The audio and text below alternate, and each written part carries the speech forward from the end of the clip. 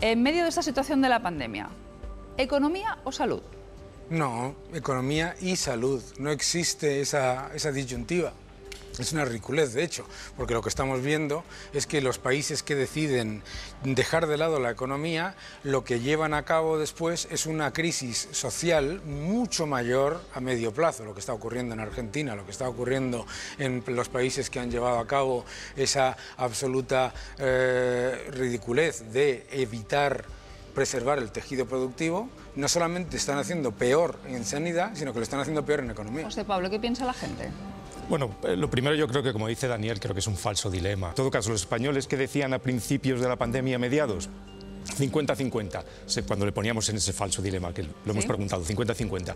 Según ha ido pasando el tiempo, preferían ponderar o prevalecer el tema económico antes que el sanitario. Y eso por lo menos hasta antes de agosto. Tendremos que volver a preguntar. Hasta antes de agosto. Habrá que volver a preguntar ahora en medio de la segunda oleada. ¿Para salir de esta hay que subir impuestos? No, bueno, puedes subir impuestos si quieres, no vas a recaudar nada. Lo que te has encontrado ahora mismo es la evidencia de la destrucción de las bases imponibles. Entonces, si tú destruyes la economía y llevas a una enorme cantidad de empresas al cierre, las subidas de impuestos, que es subir la tasa de lo que pagas, no va a generar mayor recaudación. Las economías desarrolladas tenemos la enorme suerte de contar ahora con un espacio fiscal sin precedentes. Un espacio fiscal sin precedentes que se nos ha dado ¿para qué? Para crecer y para crear empleo. Por lo tanto, tener la idea de que primero subiendo impuestos vas a recaudar más, ya lo sabemos de la crisis anterior. Se subieron los impuestos, se bajó la recaudación. Pero lo más importante es, lo que sabemos también, es que tenemos suficiente espacio fiscal y el apoyo del Banco Central Europeo para crecer y crear empleo. Por lo tanto, no hay que subir impuestos. José Pablo, ¿los ciudadanos españoles estarían de acuerdo en que se les subiera el impuesto para salir de esta? Lo hemos preguntado también en Metroscopía.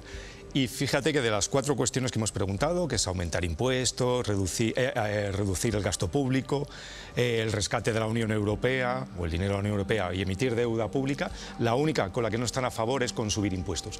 Probablemente porque piensen que subir impuestos implica subir sus impuestos. A lo mejor si empezamos aquí a diferenciar quién tiene o a quién hay que subir los impuestos, pues a lo mejor... No, es que los ciudadanos saben que cuando siempre se utiliza, los ciudadanos no son tontos, siempre se utiliza el subterfugio de le vamos a subir los impuestos solo a los ricos y luego te los suben a todos.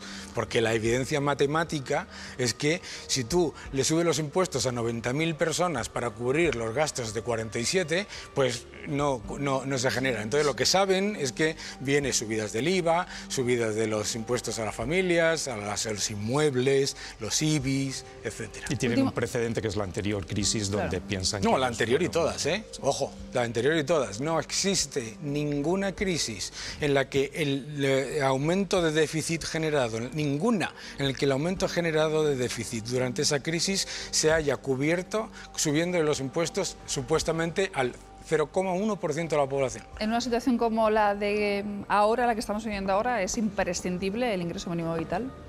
En una situación como la que tenemos ahora, teníamos y lo continuamos teniendo un mecanismo que tenían todas las comunidades autónomas, que se llama la renta mínima de inserción, que se ha bloqueado y anulado por el gobierno por esta medida y ahora resulta que no funciona ni esta ni la anterior. Sí. Carmen quería intervenir en... Daniel, es que hay algo que me preocupa. Yo entiendo que como economista ves los números son fríos, pero hablas de las crisis como si todas las crisis tuvieran el mismo mecanismo o la misma manera de comportarse. Aquí hay un elemento muy importante que no podemos olvidarnos, y es que la gente se está muriendo. Esto es debido a una pandemia. Esto es una alerta sanitaria. Aquí tenemos que hacer algo más que números económicos. Aquí tenemos que ver que los números de los muertos no solo son muertos, son fallecidos y familias destrozadas. Y me da la sensación de que esa balanza tan equilibrada... Carmen, deja que responda Perdona, Daniel. no digo simplemente eso, que planteas, ¿no?, entre la economía y la sanidad, lo digo con todo el respeto, pero deshumaniza un poco. No, el es que es lo que contrario. responda Es que es lo que hacen ustedes al introducir esa disyuntiva falsa, es deshumanizar la economía, como si la economía no fuésemos todos. Lo que están haciendo ustedes al hablar de la economía como si la economía no fuese todo el tema social que estamos viviendo, las familias, los ciudadanos. La economía es eso. Lo que está usted haciendo al introducir la disyuntiva economía-sanidad es precisamente deshumanizar la economía. La economía Ya, pero somos es que prefiero los seres deshumanizar la humanos. economía a deshumanizar a la humanidad. No, lo que deshumaniza es precisamente ignorar que no existe las ayudas sanitarias, las ayudas públicas, no existe eso si no tenemos una economía que funcione. Eso es lo que deshumaniza. Lo que deshumaniza es pensar que el dinero crece de los árboles. No. Ese es el problema.